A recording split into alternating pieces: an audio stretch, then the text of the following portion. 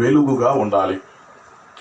మనము వెలిగించబడుతూ మనము వెలుగుతూ ఇతరులను వెలిగించేవారిగా ఉండాలి.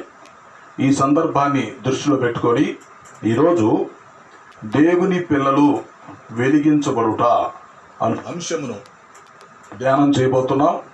దేవుని వాక్యం కొరకు మీ మనస్సులను సిద్ధం చేయాలని మనవి చేస్తున్నాను.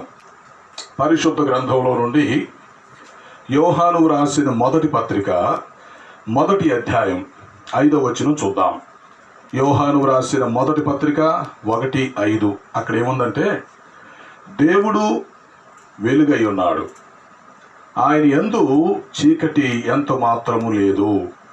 యోహాను భక్తుడు సార్వత్రిక సంఘానికి వర్తమానం పత్రిక వ్రాస్తూ చెప్తున్నాడు, ఆయన వలన విని మేము మీకు ప్రకటించు వర్తమానము ఏమనగా. యోహాను భక్తుడు చెప్తున్నాడు, దేవుని ద్వారా లేక పరిశుద్ధాత్మ ద్వారా విని మేము మీకు ప్రకటించు వర్తమానము ఏమనగా, దేవుడు వెలుగై ఉన్నాడు, ఆయన యందు చీకటి ఎంత మాత్రమును లేదు. ఓకే, ఇప్పుడు ముందుగా మనం ఆలోచించాల్సిన విషయం ఏంటంటే, పరిశుద్ధ గ్రంథంలో మొత్తం 4 విధాలైనటువంటి వెలుగులను గురించి మనం తెలుసుకోవాలి. ముందుగా ఉపోద్ఘాతంలో పరిశుద్ధ గ్రంథంలో మనం 4 విధాలైనటువంటి వెలుగులను గురించి తెలుసుకోవాలి. ఆ తర్వాత వెలుగంటే అర్థం ఏంటో మీకు చెప్తాను. తర్వాత దేవుని పిల్లలమైనటువంటి మనము ఏ విధంగా వెలగాలో, ఏ విధంగా మనం వెలిగించబడాలో, ఇతరులను ఎలా వెలిగించాలో మొదలగు విషయాలు ఈరోజు అద్భుతమైనటువంటి వర్తమానంలో మనం వినబోతున్నాం. జాగ్రత్తగా గమనించండి. ముందుగా 4 విధాలైనటువంటి వెలుగులను గురించి మనం ఆలోచిస్తే, మొట్టమొదటి విషయం ఏంటంటే, దేవుడు వెలుగై ఉన్నాడు. అంటే మనల్ని సృష్టించినటువంటి సృష్టికర్త అయినటువంటి దేవుడు, తండ్రి కుమార పరిశుద్ధాత్మ. ఆ దేవుణ్ణి హీబ్రూలో ఎలోహిం అని పిలుస్తారు. అంటే బహువచనములో ఉన్న దేవుడు అని అర్థం, అద్వితీయ దేవుడు. ఈ దేవుడు మొట్టమొదటగా మనం చూస్తే, ఈ సృష్టికి ముందు సమస్తం శూన్యముగా ఉన్నప్పుడు, ఆ శూన్యములో దేవుడు ఉన్నప్పుడు ఆ దేవుడు వెలుగై ఉన్నాడు అని మనం అర్థం చేసుకోవాలి. అందుకే దేవుడు వెలుగై ఉన్నాడు అని వాక్యం చెప్తుంది. ఈ వాక్యాన్ని మనం ఏమని పిలుస్తామంటే మహిమ వెలుగు అని పిలుస్తాం. అది దేవునికి సంబంధించినటువంటి వెలుగు అన్నమాట. మహిమ వెలుగు, అది తేజస్. ఆయన కోటి సూర్యుల తేజస్ కలిగినటువంటి వాడు. ఆ దేవునికున్నటువంటి వెలుగుని ఎవరూ చూడలేరు. అది సృష్టికి ముందే ఉన్నటువంటి వెలుగు. అది దేవదూతలు కూడా చూడలేరు. పరలోకములో ఉండే ఆ దేవదూతలు, కెరూబులు, సెరాపులు సైతం ఆ వెలుగుని చూడలేరు. కాబట్టి దేవుడు ఒక్కడే ఆ వెలుగును కలిగి ఉంటాడు. అది మహిమ వెలుగు. తిమోతికి రాసిన మొదటి పత్రిక 6:16 ప్రకారం ఆ దేవుని వెలుగు గురించి చెప్పబడింది. ఎవరు సమీపింపరాని తేజస్సులో తాను ఒక్కడే అమరత్వం కలిగి ఉన్నాడు అని చెప్పబడింది. అంటే దేవుడు కలిగి ఉన్నటువంటి ఆ వెలుగు, ఆ మహిమ వెలుగు, దేవుడు తప్ప ఎవరు తట్టుకోలేరు, ఎవరు చూడలేరు. అందువల్ల ఎవరు సమీపింపరాని తేజస్సులో తాను ఒక్కడే అమరత్వం కలిగి ఉన్నాడు అని మనం అర్థం చేసుకోవాలి. ఓకే, కనుక మొదటిది దేవుడు కలిగి ఉన్న వెలుగు, అది మహిమ వెలుగు. ఇక రెండో వెలుగు ఏంటంటే, దాన్ని యూనివర్సల్ లైట్ అంటారు. అది నిత్య వెలుగు. దేవుడు ఈ సృష్టిని చేసినప్పుడు 6 రోజుల్లో సృష్టిని చూసి 7వ రోజు విశ్రాంతి తీసుకున్నాడు కదా. ఆ మొదటి రోజు దేవుడు చేశాడు వెలుగు.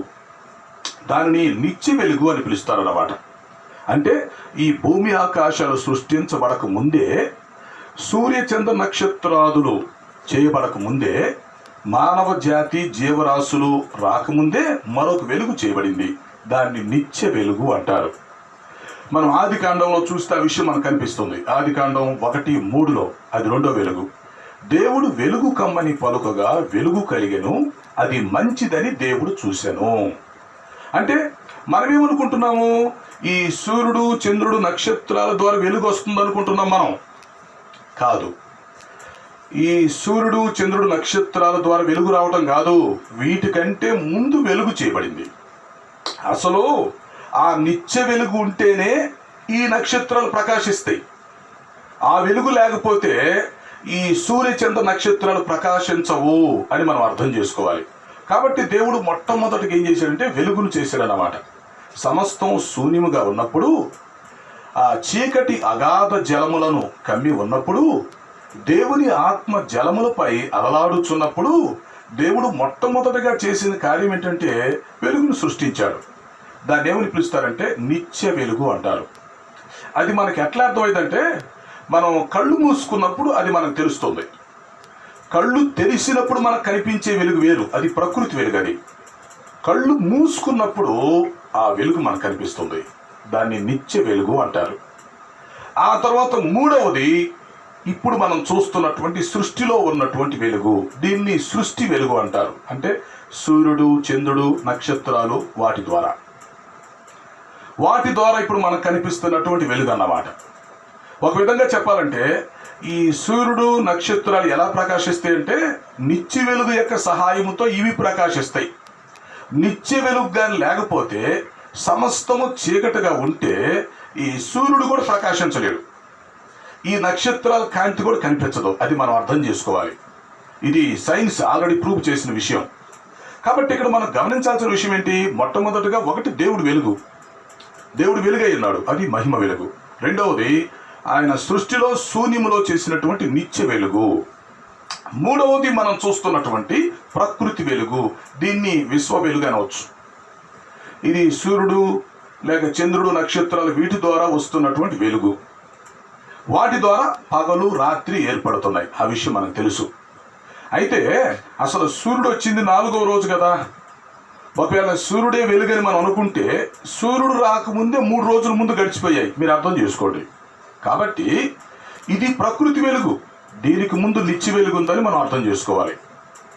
ఆ తర్వాత 4వ వెలుగు ఏంటంటే కృత్రిమ వెలుగు అంటారు. అనగా మానవుడు సృష్టించుకుంటున్నటువంటి వెలుగు, ఇప్పుడు మనం చేసుకునేటువంటి వెలుగు. ఇప్పుడు అది దీపకాంతి కావచ్చు, లేక క్రొవ్వొత్తుల ద్వారా కావచ్చు, ఎలాగైనా సరే ఇప్పుడు మన లైటింగ్ ద్వారా కావచ్చు. దీని ఏమంటారంటే కృత్రిమ వెలుగు అంటారు. ఈ విధంగా పరిశుద్ధ గ్రంథం ప్రకారం మనం స్థూలంగా ఆలోచిస్తే, ఒకటి దేవుని వెలుగు, మహిమ వెలుగు. రెండవది నిత్య వెలుగు. మూడవది విశ్వ వెలుగు. నాలుగవది మానవుడు చేయగలుగుతున్నటువంటి కృత్రిమ వెలుగు. అట్లా మనం అర్థం చేసుకోవాలి. కాబట్టి మొట్టమొదటిగా ఈ వెలుగు అనేటువంటి పదాన్ని గొప్ప పదంగా మనం భావించాలి. వెలుగు లేకపోతే సమస్తము చీకటిగా ఉంటుంది. చీకటిలో, అంధకారంలో, గాఢాంధకారంలో మనకేమీ కనిపించదు. అందువల్ల వెలుగు అనేది అవసరం. అయితే ఇక వాక్యం లోపలికి మనం వస్తే, మొట్టమొదటిగా దేవుడు వెలుగై అన్నాడు, ఓకేనా. ఆ తర్వాత యేసుక్రీస్తు వారు శరీరధారిగా భూలోకానికి వచ్చినప్పుడు ఆయన ఏం చెప్పాడు తెలుసా?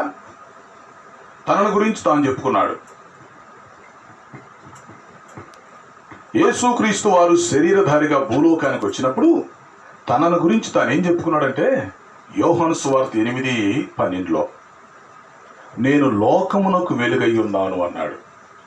మొదట దేవుడు వెలుగై ఉంటే, ఆ తర్వాత అద్వితీయ కుమారుడు యేసుక్రీస్తు వారు శరీరధారిగా భూలోకానికి వచ్చి ఏం చెప్తున్నాడు? నేను వెలుగై ఉన్నాను అన్నాడు. Very good.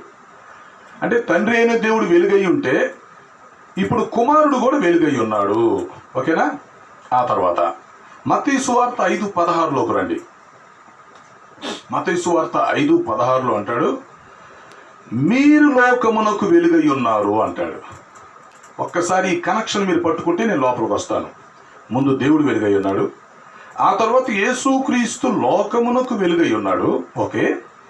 ఆ తర్వాత ఇప్పుడు యేసుక్రీస్తు మనలను గురించి సాక్ష్యం చెప్తున్నాడు. ఎవరిని గురించి?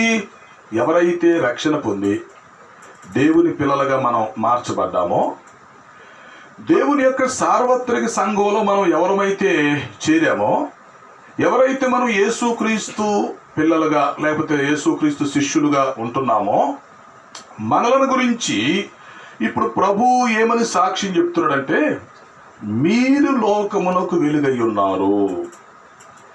నేనున్నప్పుడు నేను వెలుగై ఉన్నాను, ఇప్పుడు నేను పరలోకానికి ఆరోహణమై వెళుతున్నాను, నా స్థానంలో ఇప్పుడు మీరు భూలోకంలో ఉంటున్నారు, కాబట్టి ఇప్పుడు మీరు లోకమునకు వెలుగై ఉన్నారు. కాబట్టి ఇప్పుడు మనం అర్థం చేసుకోవాల్సిన విషయం ఏంటి?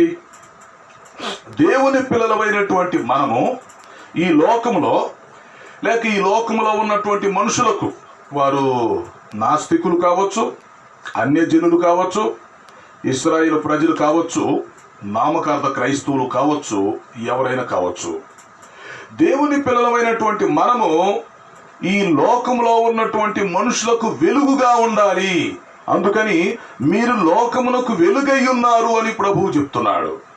ఏ రోజైతే మనం రక్షణ పొంది బాప్తిస్మం తీసుకొని పరిశుద్ధాత్మని వరాన్ని పొందుకున్నామో, ఎప్పుడైతే మనం ప్రభువుని ఆరాధించేటువంటి ఆరాధికులుగా మార్చబడ్డామో, వెంటనే మీరు ఒక విషయాన్ని అర్థం చేసుకోవాలి. మనం ఆరాధికులుగా ఉంటున్నాము అంటే అర్థం ఏంటంటే, మనం ఈ లోకానికి వెలుగై ఉన్నాము. మనము ఈ లోకానికి వెలుగుగా ఉండాలని దేవుడు కోరుకుంటున్నాడు. మనల్ని కొంతమంది నాస్తికులు చూస్తుంటారు, లేదా అన్యజనులు చూస్తారు. ఈ నామకార్థ క్రైస్తవులు, వేషధారులు, అవిశ్వాసులు ఎంతో మంది మనల్ని చూస్తుంటారు. చూసినప్పుడు మనం ఎలా కనిపించాలంటే, వారికి ఈ లోకంలో మనము వెలుగుగా కనిపించాలి. మనం వెలిగించబడిన వారిగా, వెలుగుతూ ఉన్న వారిగా మనం కనిపించాలి. అది ప్రతి ఒక్కరు అర్థం చేసుకోవాలి. యేసుక్రీస్తు వారు కొండ మీద ప్రసంగంలో మనలను 2 పోలికలతో పోల్చాడు. ఒకటి, మీరు లోకానికి ఉప్పై ఉన్నారన్నాడు, ఉప్పులాగా ఉండాలి. అలాగే రెండో పోలికలో, మీరు లోకానికి వెలుగై ఉన్నారు. ఒకప్పుడు నేను వెలుగు, ఇప్పుడు నేను లేను, ఇప్పుడు నా స్థానములో మీరు ఈ లోకానికి వెలుగై ఉన్నారు అని ప్రభువు చెప్తున్నాడు. కాబట్టి ప్రియమైన దేవుని పిల్లలారా, అర్థం చేసుకోండి. మనం ప్రస్తుతానికి వెలిగించబడ్డామా? మనము వెలుగుతూ ఉన్నామా? మనము ఈ లోకానికి వెలుగుగా కనిపిస్తున్నామా? ఒక్కసారి ఆలోచించాలి. ఈరోజు ఆ విషయాన్ని గురించి కొంత లోతుగా మీతో నేను చెప్పబోతున్నాను. ముందుగా ఆ చిన్న ఉదాహరణ నేను చెప్పాలనుకుంటున్నాను. ఒక క్రొవ్వొత్తును మనం తీసుకొని వెలిగిస్తే, ఆలోచించండి, ఒక క్రొవ్వొత్తుని మనం తీసుకొని వెలిగిస్తే ఆ క్రొవ్వొత్తు ఆరిపోయి, అది కరిగిపోయి, కనిపించకుండా పోయే లోపు ఎన్ని క్రొవ్వొత్తులు వెలిగించవచ్చో ఒక్కసారి ఇప్పుడన్నా ప్రయోగం చేసి చూడండి. ఒక చిన్న క్రొవ్వొత్తి మీరు తీసుకొచ్చారండి, దాన్ని మీరు వెలిగించి పెట్టండి. కొద్దిసేపటికి ఏమవుతుంది? ఆ క్రొవ్వొత్తి కరిగిపోయి, కాలిపోయి, కనిపించకుండా పోతుంది కదా. అది కరెక్టే కదా. అయితే ఆ క్రొవ్వొత్తి తన లైఫ్ అయిపోయే లోపు, అది కరిగిపోయి కనిపించకుండా పోయే లోపు, ఒక్కొక్క క్రొవ్వొత్తిని దాని దగ్గర తీసుకొచ్చి మనం వెలిగించి ప్రక్కన పెడతా ఉంటే, ఈ క్రొవ్వొత్తి కరిగిపోయే లోపు ఎన్ని క్రొవ్వొత్తులు వెలిగిస్తుందో ఒక్కసారి మీరు ప్రయోగం చేసి చూడండి. ఒక చిన్న క్రొవ్వొత్తిని తీసుకోండి, అది కొద్దిసేపే వెలుగుతుంది, తర్వాత కనిపించకుండా పోతుంది. కానీ ఈలోపు వెంటనే మనం కొన్ని క్రొవ్వొత్తులు తీసుకొచ్చి ఒక్కోటొక్కోటి వెలిగించి ప్రక్కన పెడుతుంటే, ఈ క్రొవ్వొత్తి లైఫ్ అయిపోయే లోపు ఎన్ని క్రొవ్వొత్తులు వెలిగించగలుగుతుందో ఒకసారి మనం చిన్న ప్రయోగం చేస్తే అది మనకు సవాలుగా కనిపిస్తుంది. అలాగే మన జీవితంలో కూడా ఎప్పుడైతే మనం రక్షణ పొందామో, మనం మరణించే లోపు, లేక ప్రభువు రాకడ వచ్చి ఎత్తబడే సంఘంలో మనం వెళ్ళిపోయే లోపు ఒకటి గమనించాలి. మన లైఫ్లో రక్షణ పొందక ముందు సంగతి వదిలేయండి. మనం రక్షణ పొందక ముందు, మనం ప్రభువులోనికి రాకముందు మనం చీకటి. ఒకప్పుడు మీరు చీకటిగా ఉంటిరి, ఇప్పుడు వెలుగుగా ఉన్నారని వాక్యం చెప్తుంది. ఓకే, రక్షణ పొందక ముందు కొన్ని సంవత్సరాలు మన జీవితం చీకటిగా గడిచిపోయింది, అది గతకాలం అయిపోయింది. అయితే ఇప్పుడు రక్షణ పొందిన తర్వాత మనం వెలిగించబడ్డాం. పరిశుద్ధాత్మ ద్వారా మనం వెలిగించబడ్డాం. వెలిగించబడిన తర్వాత ఏం జరుగుతుంది? మన లైఫ్ అనేది మొదలైంది, మన రియల్ స్టేటస్ మొదలవుతుంది, మన ఒరిజినాలిటీ అనేది బయటకు వస్తుంది. అయితే ఇప్పుడు మనం వెలిగించబడిన తర్వాత కొంతకాలానికి మనం మరణిస్తాం, అవునా? అప్పుడు మన లైఫ్ అయిపోతుంది. లేక రెండవ రాకడ వచ్చేసి సార్వత్రిక సంఘంలో మనం ఎత్తబడి వెళ్ళిపోయినప్పుడు మన లైఫ్ అయిపోతుంది. అయితే ఇక్కడ పాయింట్ ఏంటి? అసలు ముందు మనం వెలిగించబడ్డామా? తర్వాత మనం వెలుగుతూ ఉన్నామా? తర్వాత మన లైఫ్లో మనం ఇతరులను వెలిగించగలుగుతున్నామా? ఈ విషయం మనం ఆలోచించాలి. ఓ చిన్న క్రొవ్వొత్తి దాని లైఫ్ అయిపోయే లోపు ఏ విధంగా అయితే కొన్ని ఒత్తుల్ని వెలిగిస్తుందో, అలాగా మన ఈ మానవ జన్మలో, మన లైఫ్ ముగించుకునే లోపు మనం వెలుగుతూ ఎంతమందిని మనం వెలిగించగలం? ఎంతమంది మీద మనం ప్రభావం చూపించగలం అనేది మనం ఆలోచించాలి. కాబట్టి మీరు లోకమునకు వెలుగై ఉన్నారు అని ప్రభు చెప్పాడు. దాని అర్థం ఏంటి? దేవుని పిల్లలమైనటువంటి మనము ముందసలు మనం వెలిగించబడినటువంటి స్థితిలో ఉండాలి. మనము వెలుగుతూ ఉండాలి. ఆ తర్వాత మనం ఇతరులను వెలిగించగలుగుతాం. ఇక్కడ ఇంకో చిక్కు ఉంది. ముందు మనమే వెలగలేదు అనుకోండి, ఇతరులను మనం ఎలా వెలిగించగలుగుతామో ఒకసారి ఆలోచించండి. మనమే వెలగకపోతే ఇతరులను మనం వెలిగించలేము. కొన్ని దీపాల గురించి మనం ఆలోచిస్తూ ఉంటే ఆ దీపాలు ఎలా ఉంటాయి అంటే వెలుగుతూ ఆరిపోతూ వెలుగుతూ ఆరిపోతూ ఉంటాయి. కొంతమంది విశ్వాసుల యొక్క జీవితాన్ని మనం చూస్తూ ఉంటే వారు ఆత్మీయ జీవితంలో పడుతూ లెగుస్తూ ఉంటారు. అంటే వెలుగుతుంటున్నాయి, మళ్ళీ ఆ దీపం ఆరిపోతుంది, మళ్ళీ వెలుగుతుంది, మళ్ళీ ఆరిపోతుంది. కొంతమంది వారి యొక్క ఆత్మీయ జీవితంలో, వారి యొక్క విశ్వాస జీవితంలో, వారి యొక్క భక్తిలో పరిస్థితి ఎలా ఉందంటే వారు పడతా లెగుస్తా ఒకరోజు బాగుంటారు, ఒకరోజు వెనకబడిపోతారు. ఒక వారం బాగుంటారు, మరొక వారం వెనకబడిపోతారు. అవునా? ఒక సంవత్సరం బాగా భక్తి చేస్తారు, మరొక సంవత్సరం ఆగిపోతారు. కొన్నిసార్లు ఏమన్నా బాగా ప్రార్థన చేసుకుంటూ ఉంటారు, బాగా వాక్యం చదువుతూ ఉంటారు, బాగా భక్తి చేస్తారు, నిష్ఠగా ఉంటారు, నియమంగా ఉంటారు, ఎన్నో నిర్ణయాలు తీసుకుంటూ ఉంటారు, పౌరుషంగా ఉంటారు. మళ్ళీ ఏమైంది? మళ్ళీ పడిపోతారు. అంటే ఇప్పుడు వీళ్ళ పరిస్థితి ఏంటి? వీళ్ళు వెలుగుతున్నారు కానీ ఆ వెలుగు స్థిరంగా లేదు. మనం వెలుగుతూ ఇతరులను వెలిగించాలంటే ముందు అసలు మనమే వెలుగుతూ ఆరిపోతూ ఉన్నాం అనుకోండి, ఇతరులను వెలిగించడానికి మనకు ఆ శక్తి చాలదు, ఆ కెపాసిటీ ఉండదు. కాబట్టి ముందు మనం వెలుగుతూ ఆరిపోయే దీపాలా కనిపిస్తున్నాము. ఈ రోజుల్లో సంఘాల్లో పరిస్థితి ఇలాగే ఉందన్నమాట. ఈరోజు భక్తి చేస్తే ఆ భక్తి మీద రేపు కనిపించట్లేదు కదా. ఈ సంవత్సరం బాగుంటారు, వచ్చే సంవత్సరం సరికి ఏమైపోతారో వాళ్ళకే తెలియదు. లేక వాక్యం విన్నప్పుడు చాలా పౌరుషంగా రోషంగా ఉంటారు, మంచి మంచి నిర్ణయాలు తీసుకుంటారు, నేను అలాగుండాలి ఇలాగుండాలని. ఆ నిర్ణయాలు కొన్ని రోజుల తర్వాత కనిపించకుండా పోతాయి. కారణం ఏంటి అంటే వారు తాత్కాలికంగా వెలుగుతున్నారు, ఆరిపోతున్నారు. ఇలాంటి పరిస్థితిలో మనం ఉండకూడదు. వెలుగుతూ ఆరిపోతూ ఈ పరిస్థితి ఉండకూడదు. మన వెలుగు స్థిరంగా ఉండాలి. ఇంకొంతమంది ఉన్నారు, వాళ్ళు వెరైటీ బ్యాచ్ అన్నమాట. వాళ్ళు ఏం చేస్తారంటే ఒక్కసారి గప్పులు వెలుగుతారు, టక్కన ఆరిపోతారు అన్నమాట. కొన్ని దీపాలు వెలిగి ఆరిపోతాయి, ఇక ఎన్నడూ వెలగవు. అదొక టైపు దీపాలు అన్నమాట. కొంతమంది ఎలా ఉంటారంటే ఎంతో భక్తుల్లా కనిపిస్తారు అన్నమాట. అబ్బా, ఎంత మంచి ప్రార్థనాపరుడు, ఎంత బాగా సువార్త చెప్తున్నాడు, ఎంత పరిశుద్ధంగా ఉంటున్నాడు, ఎంత భక్తి చేస్తున్నాడు, లేకపోతే ఎంత క్రమశిక్షణ కలిగి ఉన్నాడు అని ఒక్కసారి బాగా ఫోకస్ అవుతాడు. అందరూ బాగా చూస్తూ ఉంటారు, మెచ్చుకుంటారు. సడన్ గా ఆరిపోతాడు, కనపడ్డారు. మీరు అర్థం చేసుకుంటున్నారా ఈ దీపాల పరిస్థితి ఎలా ఉందో? కొంతమంది ఏమో వెలుగుతూ ఆరిపోతున్నారు.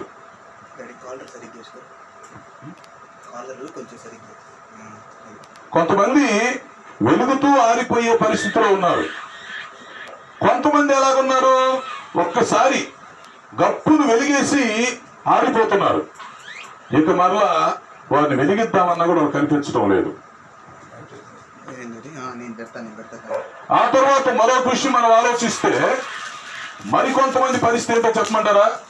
వారిని ఎంత మనం వెలిగిద్దామని ప్రయత్నం చేసినా కూడా వారు ఆరిపోయినటువంటి స్థితిలో ఉంటున్నారు. వారిని వెలిగించడం అనేది సాధ్యం కావటం లేదు. కారణం ఏంటంటే వారిలో ఆ వెలిగించబడేటువంటి శక్తిని వాళ్ళు కోల్పోయి ఉన్నారు అన్నమాట.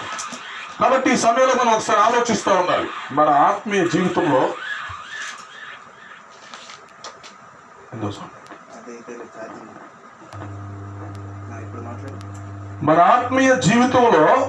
మనం ఏ పరిస్థితిలో ఉన్నాము అనేది ఒకసారి మనం ఆలోచించుకోవాలి.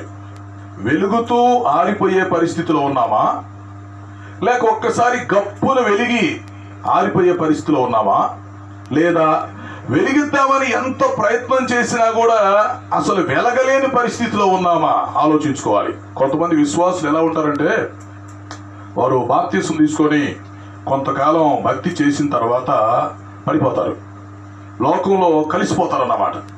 ఇక వారిని వెలిగించాలని మనం ఎంత ప్రయత్నం చేసినా కూడా మన వల్ల కాదన్నమాట. అంతకుముందు వాళ్ళు చక్కగా ప్రార్థన చేసుకుంటూ ఉంటారు, అవునా, చక్కగా పాటలు పాడతారు, సంఘంలో పరిచర్య చేస్తారు, బాగా సహకరిస్తూ ఉంటారు. మొత్తానికి పడిపోయారు, ఆరిపోయారు. ఆ తర్వాత మనం ఎంత ప్రయత్నం చేసినా వారు వెలగరు. అంటే వెలిగే స్థితిని వాళ్ళు కోల్పోయారు అన్నమాట. ఇది ఒక బ్యాచ్. హెబ్రీ పత్రికలో ఏముందంటే, ఒకసారి వెలిగించబడి ఆరిపోయినటువంటి వారిని మరలా వెలిగించడం అనేది అసాధ్యం అంటాడన్నమాట. ఒకసారి వెలిగించబడి మరి పరిశుద్ధాత్మను పొందుకొని కొంతకాలం వాక్యానుసారంగా జీవిస్తూ కొంతకాలం భక్తి చేసి అన్ని విషయాలు కూడా తెలిసి వారు బుద్ధిపూర్వకంగా పాపం చేస్తే లేక బుద్ధిపూర్వకంగా పడిపోతే వారికి తెలిసే వారి మనస్సాక్షిని వాత వేసుకొని వారు తప్పులు చేస్తుంటే, పాపం చేస్తుంటే, దురలవాట్లకు బానిసలైపోయి ఉంటే, చెడు స్నేహాల్లో తిరుగుతూ ఉంటే అలాంటి వారిని వెలిగించడం చాలా కష్టం. ఎందుకని? ఆల్రెడీ వారు వెలిగించబడటం జరిగింది, ఆరిపోవటం కూడా జరిగింది. రెండు పనులు అయిపోయాయి. వెలిగించబడటం జరిగింది, ఆరిపోవటం కూడా జరిగింది. వారికి మనం వాక్యం చెప్పి గద్దించాలంటే వారికి ఎక్కువగా వాక్యం తెలుసు. వారు ఆల్రెడీ దేవుని యొక్క శక్తిని కూడా అనుభవించి ఉంటారు. వారు దేవుని యొక్క వరాలు, దేవుని యొక్క ఆశీర్వాదాలు అనుభవించారు. కానీ తర్వాత ఏమయ్యారు? వారు తప్పిపోయారు, లేదా వారి మనస్సాక్షి వాత వేయబడింది, బుద్ధిపూర్వకంగా పాపం చేసే పరిస్థితికి వచ్చారు. మరి అలాంటి వారిని వెలిగించటం అనేది అసాధ్యమని వాక్యం చెప్తుంది. కాబట్టి ప్రియమైన దేవుని పిల్లలారా, ముందు మనం అర్థం చేసుకోవాల్సిన విషయం ఏంటంటే, దేవుడు వెలుగై ఉన్నాడు కనుక, తర్వాత యేసుక్రీస్తు వెలుగై ఉన్నాడు. ఆ తర్వాత యేసుక్రీస్తు స్థానములో దేవుని పిల్లలమైనటువంటి మనం అందరం కూడా వెలుగై ఉన్నాం. అందువల్ల మనం వెలుగుతూ ఆరిపోయే పరిస్థితి ఉండకూడదు, లేదా గప్పును ఒక్కసారి వెలిగి పూర్తిగా ఆరిపోయే పరిస్థితి కూడా ఉండకూడదు. ఎలా ఉండాలంటే, మనం వెలుగుతూ ఉండాలి, మన యొక్క వెలుగు నిలిచి ఉండాలి. ఒక సేవకుడుగా, ఒక విశ్వాసిగా, లేదా ఒక యవనస్తుడుగా నువ్వు వెలుగుతూ ఉండాలి. నిన్ను చూసినప్పుడు నీ వెలుగు కనిపించాలి. ఇక్కడ మరొక విషయం, వెలగటం అంటే అర్థం ఏంటి? వెలుగుట అనే పదాన్ని ఆత్మీయంగా మనం ఎలా తీసుకోగలం? నీవు వెలుగుతూ ఉన్నావంటే అర్థం ఏంటి? నువ్వు పరిశుద్ధంగా కనిపిస్తుండాలి, నీవు దేవుని ప్రేమ కలిగి కనిపిస్తూ ఉండాలి, నీవు భక్తి చేస్తున్నట్టుగా కనిపిస్తుండాలి, భక్తి చేస్తూ ఉండాలి. నీ భక్తి తగ్గకూడదు. అలాగే నీవు ప్రార్థనా జీవితంలో తగ్గకూడదు. మంచి ప్రార్థనాపరుడుగా, ప్రార్థనాపరులుగా ఉండాలి. నువ్వు వాక్యం చదివే విషయంలో ఆగిపోకూడదు, నువ్వు సాక్ష్యం చెప్పే విషయంలో ఆగిపోకూడదు, దేవుణ్ణి ఆరాధించే విషయంలో నువ్వు ఆగిపోకూడదు, దేవునికి కానుకలు ఇచ్చే విషయంలో నువ్వు ఆగిపోకూడదు, మందిరానికి వచ్చే విషయంలో, మందిరంలో పరిచర్య చేసే విషయంలో, దైవ సేవకునికి సహకరించే విషయంలో ఆగిపోకూడదు. నువ్వు నీలో మార్పు రాకూడదు. అప్పుడు నువ్వేమైనట్టు? నువ్వు వెలుగుతూ ఉన్నట్టు. నీ యొక్క వెలుగు స్థిరంగా ఉండాలి. ఇదిగోండి, నేను విశ్వాసిని, లేక నేను ఒక సంఘ పెద్దనండి, నేను ఒక యవనస్తునండి.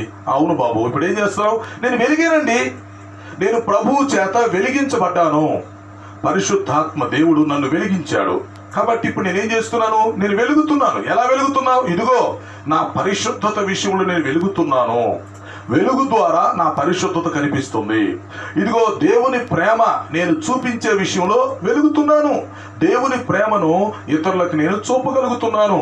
మరి ప్రార్థన చేసుకునే విషయంలో, వాక్యము చదువుకునే విషయంలో, వాక్యానుసారంగా జీవించే విషయంలో, దేవుణ్ణి ఆరాధించే విషయంలో, సువార్త ప్రకటించే విషయంలో, సాక్ష్యము చెప్పే విషయంలో, భక్తి చేసే విషయంలో, క్రమశిక్షణ కలిగి ఉండే విషయంలో, లేక నాకు అప్పగించబడిన పని, ఆ పని చేసే విషయంలో, సంఘంలో నాకు అప్పగించబడినటువంటి ఆ పరిచర్య నేను చేసే విషయంలో, దాతృత్వం కలిగి ఉండే విషయంలో, దేవునికి ఇచ్చే విషయంలో, లేక దేవుని సేవకునికి నేను సహకరించే విషయంలో, మందిరములో, సహవాసములో క్రమశిక్షణ పాటించే విషయంలో, నాయకత్వానికి లోబడే విషయంలో నేను స్థిరంగా ఉన్నాను.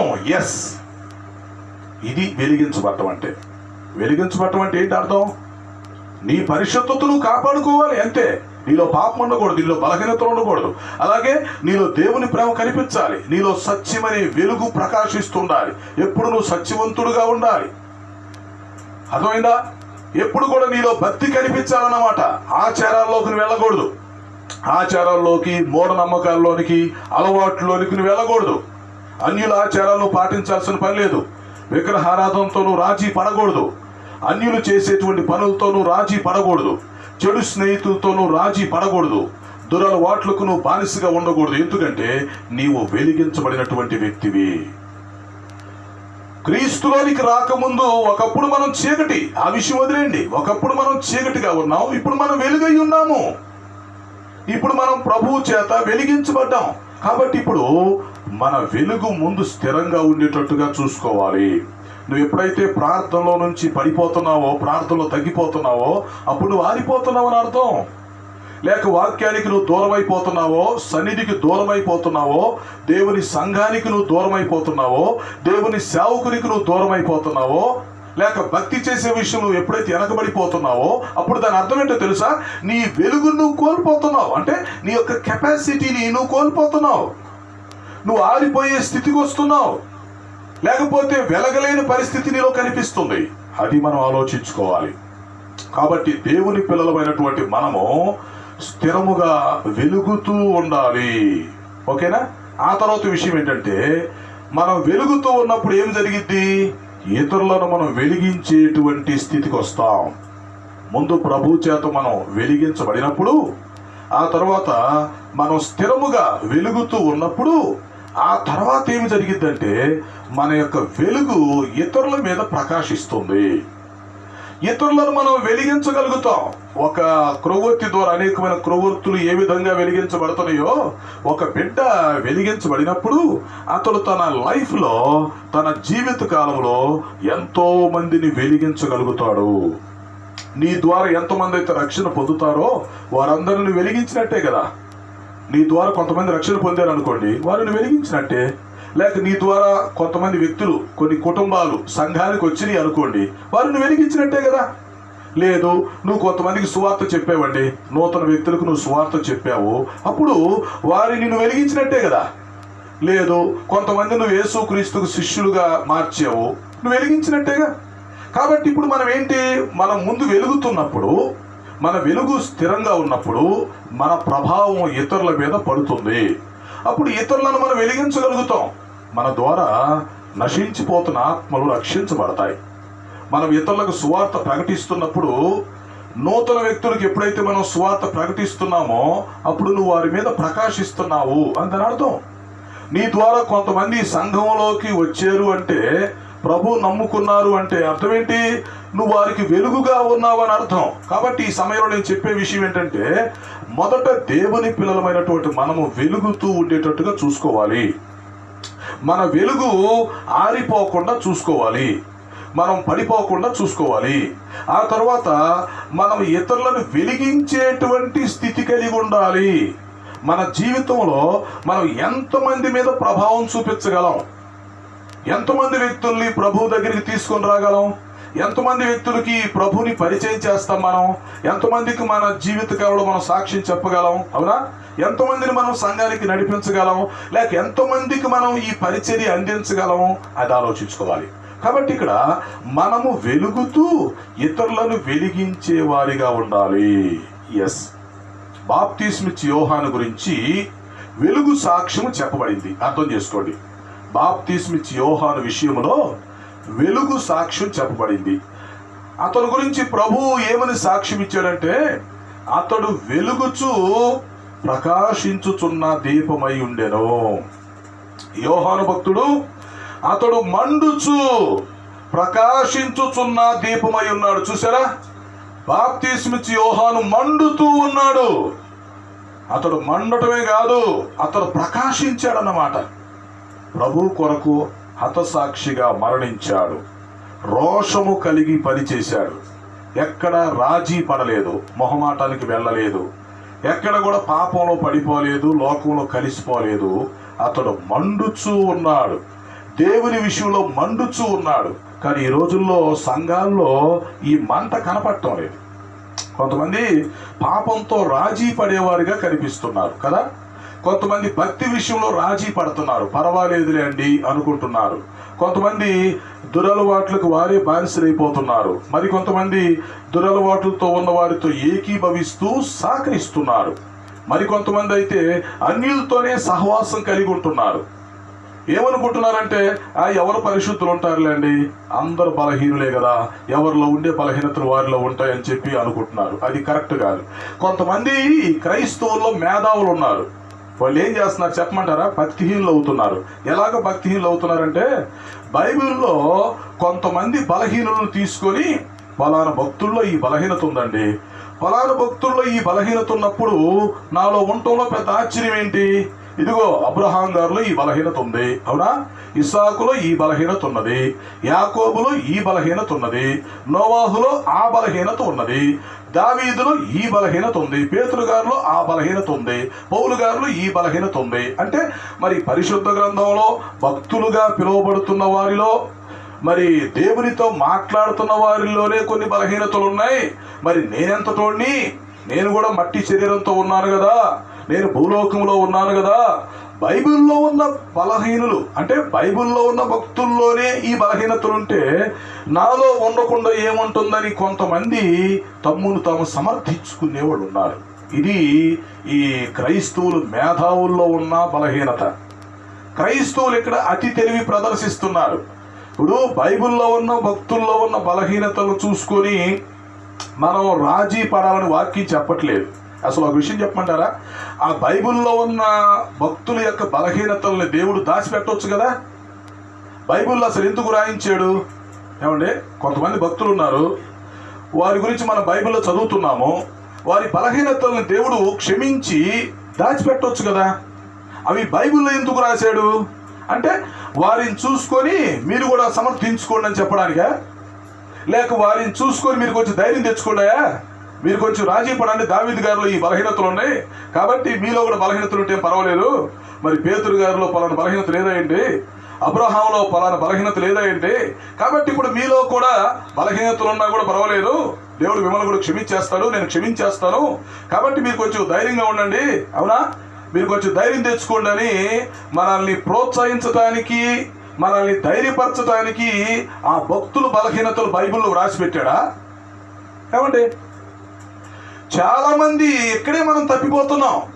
వెలిగించబడవలసినటువంటి నీవు, వెలుగుతూ స్థిరముగా ఉండవలసినటువంటి నీవు, ఇతరులను వెలిగించవలసినటువంటి నీవు ఆరిపోయే పరిస్థితికి వచ్చావు, పడిపోయే పరిస్థితికి వచ్చావు. కారణం ఏంటి? నిన్ను నువ్వు సమర్థించుకుంటున్నావు, రాజీ పడుతున్నావు. బైబిల్లో ఉన్న భక్తులను చూసుకొని నువ్వు ధైర్యం తెచ్చుకుంటున్నావు, లేక నిన్ను నువ్వు సమర్థించుకుంటున్నావు, ప్రోత్సహించుకుంటున్నావు. అందుకని బైబిల్లో రాసి పెట్టాడు ఏంటి? అలాగైతే దేవుడు అసలు వారి పేర్లే బైబిల్లో రాయకుండా ఉంచవచ్చుగా, లేకపోతే వారు చేసిన మంచి మాత్రమే బైబిల్లో చెప్పి వారి బలహీనతలను దేవుడు బైబిల్లో చెప్పకుండా దాచిపెట్టవచ్చుగా. ఆ బలహీనతలను చూసి నువ్వు పడిపోవటానికి రాసి పెట్టాడు ఏంటి? ఆ బలహీనతలను చూసి నువ్వు సమర్థించుకొని పనికి మాలిన వైపో, పనికి మాలిన దాని వైపోమని చెప్పి బైబిల్లో రాసి పెట్టాడా? బుద్ధి లేకపోతే సరి, బుద్ధి జ్ఞానం సిగ్గుంటే అలాంటి ఆలోచన మనకు రావు. అసలు ఈ భక్తుల్లో ఉన్న బలహీనతలు బైబిల్లో ఎందుకు రాసి పెట్టాడు? చాలా మంది అన్యులు అడుగుతున్నారు ఆ ప్రశ్న, క్రైస్తవులు కూడా ఆ ప్రశ్న అడుగుతున్నారు. మరి బైబిల్లో గొప్ప గొప్ప భక్తులు కదా, అబ్రహాం ఎంత గొప్ప భక్తుడండి, ఆయనలో పలానా పలానా బలహీనతలు ఉన్నాయి. మరి దావీదు దేవుని యొక్క హృదయానుసారుడు కదా, అతనిలో పలానా బలహీనతలు ఉన్నాయి. మరి ఇవన్నీ బైబిల్లో ఎందుకు రాసి పెట్టాడండి దేవుడు?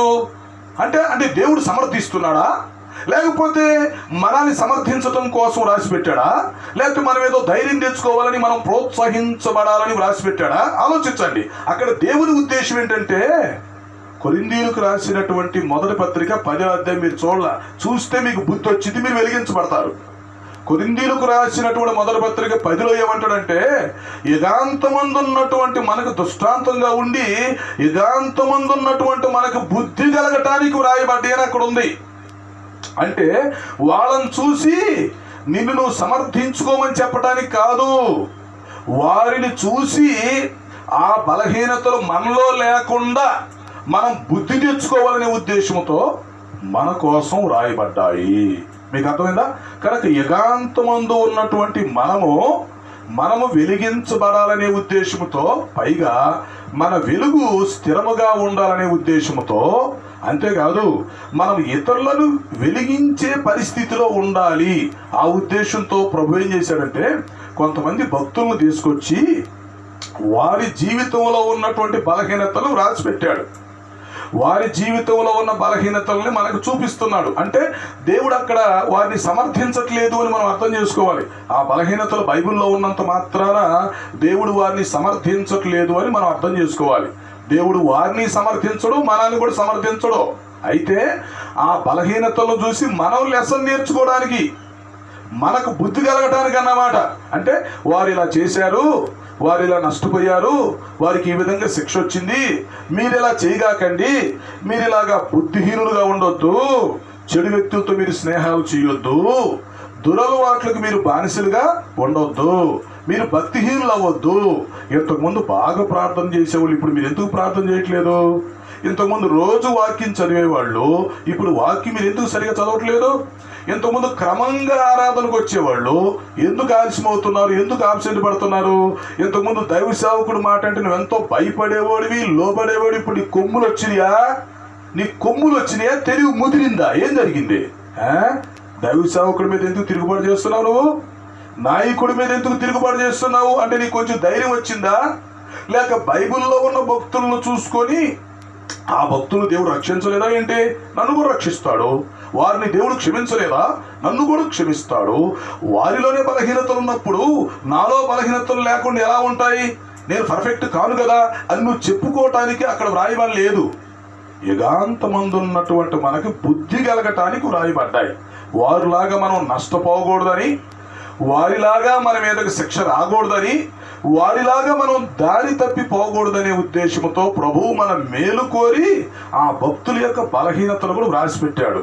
లేకపోతే దేవుడు ఏం చేసేవాడంటే భక్తుల యొక్క జీవిత చరిత్రలు వ్రాసేటప్పుడు వారిలో ఉన్న మంచి లక్షణాలు మాత్రమే వ్రాసి, వారిలో ఉన్న మంచి మాత్రమే చెప్పి ఆ చెడు చెప్పకుండా దేవుడు ఉండొచ్చు, ఆ బలహీనతలను దేవుడు చెప్పకుండా ఉండొచ్చు అన్నమాట.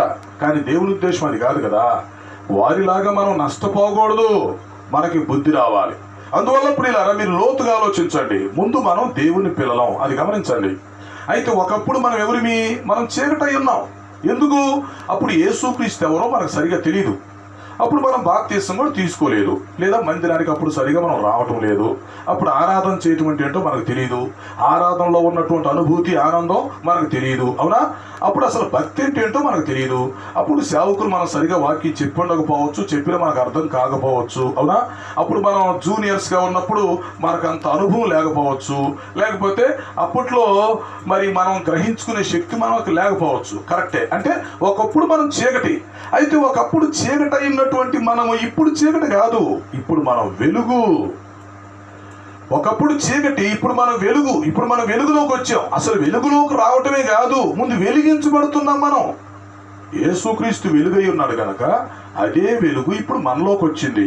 పరిశుద్ధాత్మ ద్వారా ఇప్పుడు మనం వెలిగించబడుతున్నాం. మనం వెలిగించబడిన తర్వాత ఏం జరుగుతుంది?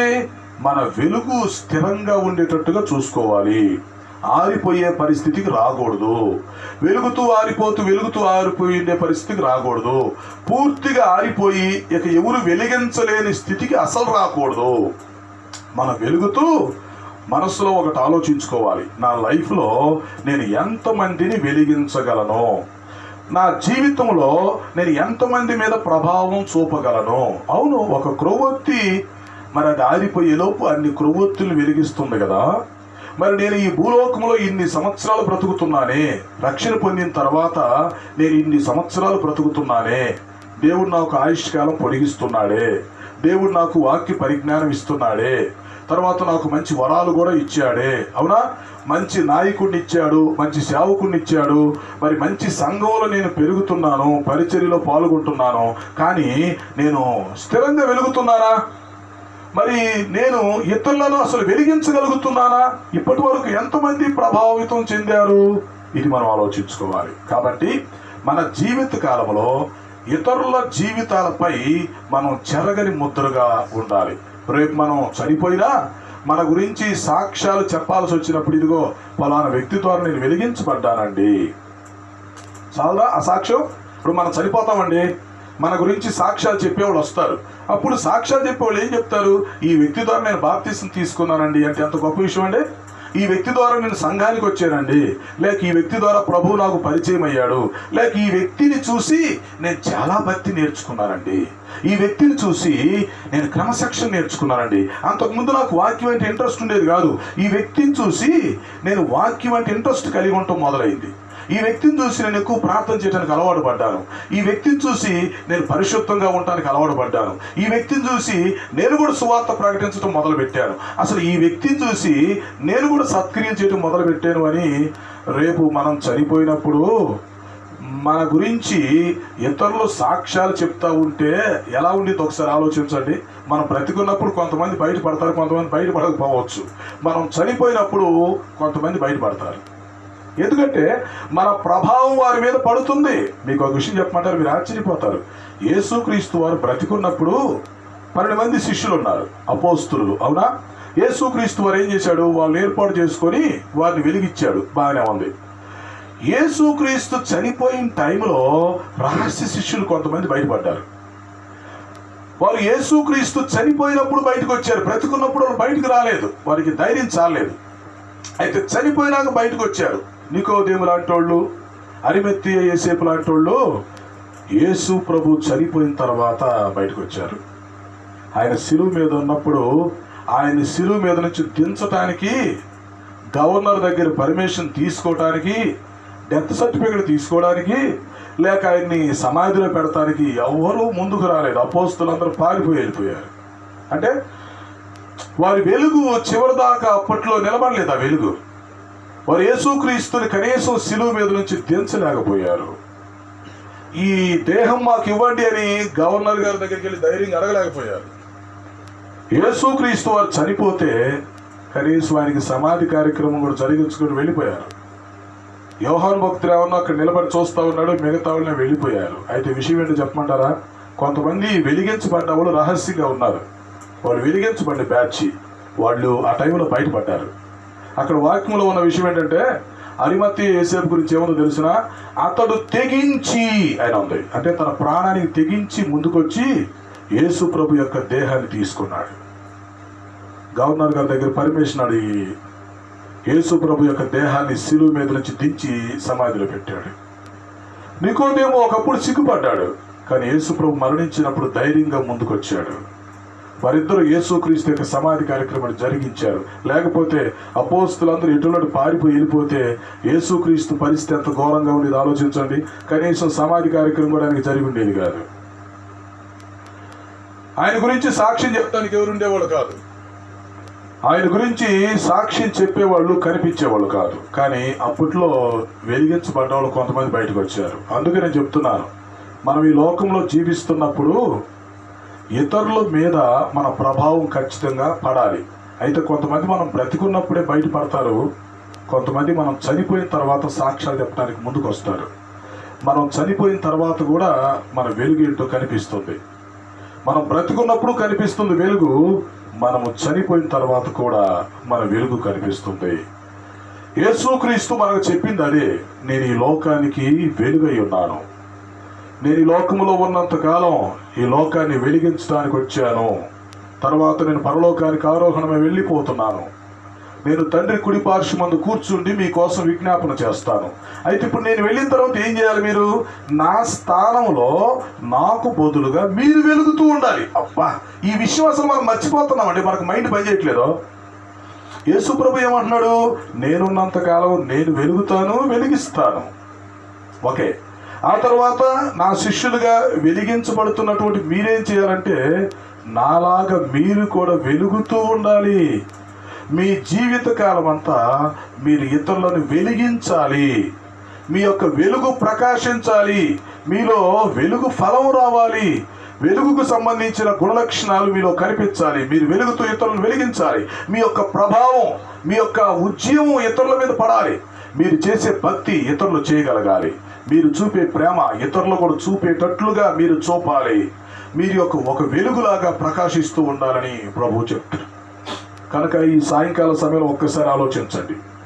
ప్రియమైన ప్రేక్షకులారా, దేవుడు వెలుగై ఉన్నాడు, తర్వాత యేసుక్రీస్తు వెలుగై ఉన్నాడు. ఇప్పుడు యేసుక్రీస్తు స్థానంలో మనం వెలుగై ఉన్నాం. కాబట్టి వెలిగించబడినటువంటి మనము మరి స్థిరముగా వెలుగుతున్నామా అనేది ఒకసారి మనం ఆలోచించుకోవాలి. ఓకే, సరే, మనం స్థిరంగా వెలుగుతున్నాం, మన వరకు మనం భక్తి బాగానే చేస్తున్నాం, అవునా? లేక మన మనస్సాక్షిని మనం బాగానే ఉంచుకుంటున్నాం, ఓకే. మరి మనం వాక్యానుసారంగా జీవిస్తున్నాం అనుకోండి. ఇప్పుడు నెక్స్ట్ పాయింట్ ఏంటంటే, మనం మన ప్రభావాన్ని ఇతరుల మీద ఎంతవరకు చూపించగలుగుతున్నాం. కొన్నిసార్లు ఇతరులకు మనం వాక్యం చెప్పలేకపోవచ్చు, లేక ఇతరులకు చెప్పేంత జ్ఞానం, ధైర్యం, అవునా, స్థితి, అవకాశాలు మనకు రాకపోవచ్చు. ఇతరులకు చెప్పేంత జ్ఞానం మనకు ఉండకపోవచ్చు, అవునా?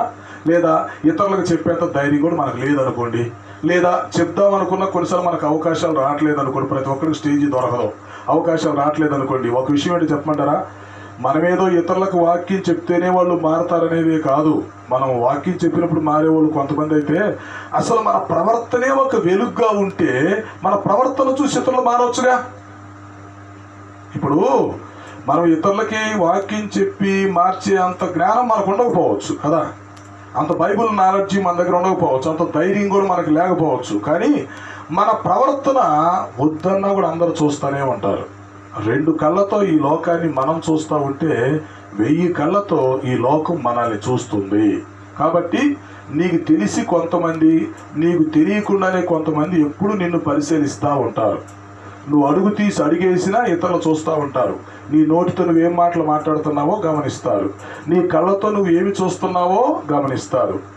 తర్వాత నీ అలవాట్లు ఎలా ఉన్నాయో చూస్తారు. నువ్వు ఏ స్థలాలకు వెళుతున్నావో చూస్తారు. నువ్వు ఎలా ప్రార్థన చేసుకుంటున్నావో వాళ్ళు చూస్తారు. నీకు తెలియదు నువ్వు ఎలా భక్తి చేస్తున్నావో, ఎలా పరిచర్య చేస్తున్నావో, ఎలా క్రమశిక్షణ కలిగి ఉన్నావో, ఎలాగ దైవ సేవకునికి నువ్వు లోబడి ఉన్నావో, ఎలాగ దైవ సేవకుని నువ్వు గౌరవిస్తున్నావో నీకు తెలియకుండానే అందరూ నిన్ను చూస్తూ ఉంటారు. మనం ఏమనుకుంటున్నామంటే మనల్ని ఎవరు చూడలేదు అనుకుంటున్నాం. మనం పెద్ద గొప్పవాళ్ళం కదా, ఇతరులనే మనం చూస్తున్నాం కానీ మనల్ని ఎవరు చూడలేదు అనుకుంటున్నాం. పిల్లి ఏమనుకునేది మీకు తెలుసా? పిల్లి 2 కళ్ళు మూసుకొని పాలల్లో మూతి పెట్టినని ఎవరు చూడలేదు అనుకునేది. అది దాని తెలివి తక్కువతనం. అది 2 కళ్ళు మూసుకునేది అన్నమాట. అది పాలు తాగేటప్పుడు పాలలో మూతి పెట్టి నన్ను ఎవరు చూడలేదు అనుకునేది. కానీ అది వాస్తవం కాదు కదా. అది కళ్ళు మూసుకుంది, దానికి ఎవరు కనిపించట్లేకపోయేసరికి ఎవరు నన్ను చూడలేదు అనుకుంటుంది. నేను కళ్ళు మూసుకున్నాను అందుకని నాకు కనపడట్లేదు అనుకోవట్లేదు. అది దానికి ఎవరు కనపడకపోయేసరికి నన్ను ఎవరు చూడట్లేదు అనుకుంటుంది. అది కరెక్ట్ కాదు. కాబట్టి పిల్లి లాంటి టైప్ తయారవ్వకూడదు. ఇప్పుడు అందరూ నిన్ను చూస్తున్నారు, నువ్వెంత ప్రార్థన చేసుకుంటున్నావు అందరూ తెలియదా? వాళ్ళు నీతో చెప్పనంత మాత్రం తెలియదేంటి? లేక నీ నోటితో మంచి మాటలు మాట్లాడుతున్నావు, బూతులు మాట్లాడుతున్నావు, పక్కనోడు తెలియదా? లేకపోతే నువ్వు చేసే భక్తి ఏంటో ప్రక్కనోడు తెలియదా? నీ అలవాట్లు ఏంటో వాళ్ళకి తెలియదా? నువ్వు ఫోన్లో ఎవరితో ఏం మాట్లాడుతున్నావో, లేకపోతే నువ్వు ఆ సీరియల్ ఎలా చూస్తున్నావో, ఈ టీవీ ఎలా చూస్తున్నావో, అవునా, ఎవరితో స్నేహం చేస్తున్నావో, ఎక్కడెక్కడ స్థలాలకు వెళ్తున్నావో, లేకపోతే నువ్వు పనుకున్నప్పుడు ఎలా ఉంటున్నావో, ఒంటరిగా ఉన్నప్పుడు ఎలా ఉంటున్నావో, అంటే నీ ప్రక్కన వాళ్ళు చూస్తున్న సంగతి నీకు తెలియదు. వాళ్ళు మీ ఇంట్లో వాళ్ళే కావచ్చు, ఇంటి ప్రక్క వాళ్ళే కావచ్చు, అవునా, మీ స్నేహితులే కావచ్చు, బంధువులే కావచ్చు, ఎవరైనా కావచ్చు. వాళ్ళు నిన్ను చూడలేదు అని నువ్వు మేనేజ్ చేస్తున్నానని నువ్వు అనుకుంటున్నావు, కానీ వాళ్ళు నిన్ను చూస్తున్నారన్న సంగతి నీకు తెలియట్లేదు. వారు నిన్ను చూస్తున్నారు, గమనించు. పిల్లిలాగా తెలివి తక్కువ దానిలాగా ఉండొద్దు. వారు నిన్ను చూస్తున్నారు. నీవు 2 కళ్ళతో అంతమందిని చూడగలిగినప్పుడు అంతమంది వాళ్ళు నిన్ను చూడకుండా ఎలా ఉంటారు? నీవెలా చూస్తున్నావో వారు కూడా నీళ్ళు అలాగే చూస్తారు. కాబట్టి ఇప్పుడు నేను చెప్పేది ఏంటంటే, ముందు మనము వెలగటం నేర్చుకోవాలి. నువ్వు వెలగాలి. నువ్వు ఒక దేవుని కుమారుడుగా, దేవుని కుమార్తెగా నువ్వు వెలుగుతూ ఉండాలి. నీ వెలుగు స్థిరంగా ఉండాలి.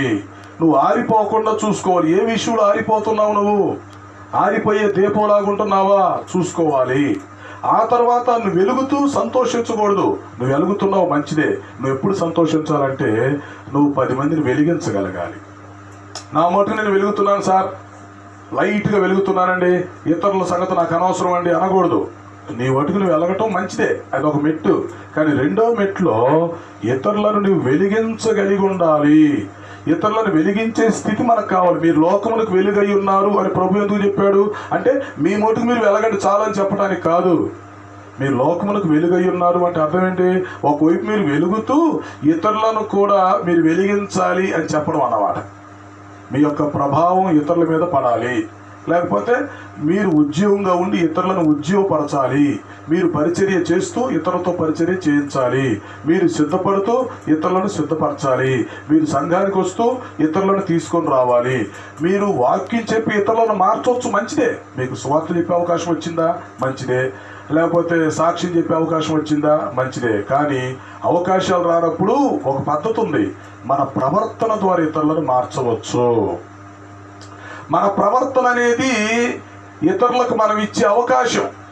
మనం ఒక వాల్ పోస్టర్ లాంటి వాళ్ళం, మనం పత్రిక లాంటి వాళ్ళం. కాబట్టి మనకు తెలిసినా తెలియకపోయినా ఇతరులు మనల్ని చదువుతూ ఉంటారు, ఇతరులు మనల్ని చూస్తుంటారు, పరిశీలన చేస్తారు. కొంతమంది బయటపడతారు, కొంతమంది బయటపడరు. కొంతమంది మనం బ్రతికున్నప్పుడు బయటపడతారు, కొంతమంది మనం చనిపోయిన తర్వాత సాక్ష్యాలు చెప్పడానికి వస్తారు. ఇవన్నీ మీరు పరిగణలో తీసుకోవాలి. ఈ లోకంలో మీరు భక్తి చేస్తున్నప్పుడు మిమ్మల్ని మీరు నిరూపించుకోండి.